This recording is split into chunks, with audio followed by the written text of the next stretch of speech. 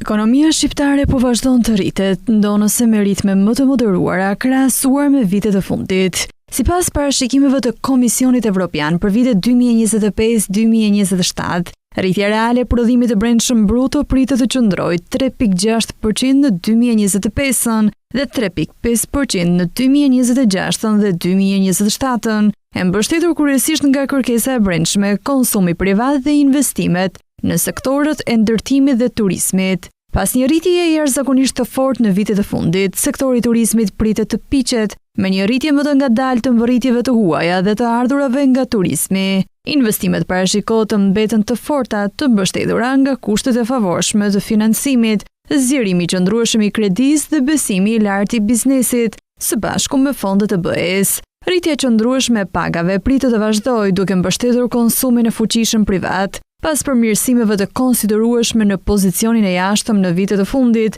deficiti i llogarisë rrjedhëse parashikohet të zgjerohet pak nga 2.4% në vitin 2024 në 9.3%, i nxitur nga një rritje e deficitit tregtar të mallrave. Eksportet vazhdojnë të mos kompensojnë deficitin tregtar, duke mbetur një pikë dobët për ekonominë. Inflacioni pritet të stabilizohet rreth 2.5% në vitin 2025, duke pasqyruar një mjedis makroekonomik të qëndrueshëm. Borxhi publik është në rënje të vazhdueshme nga 77.6% e PBB-s në vitin 2020 në 59% të parashikuar për vitin 2025, fal balancës primare pozitive dhe rritjes nominale të prodhimit të brendshëm bruto.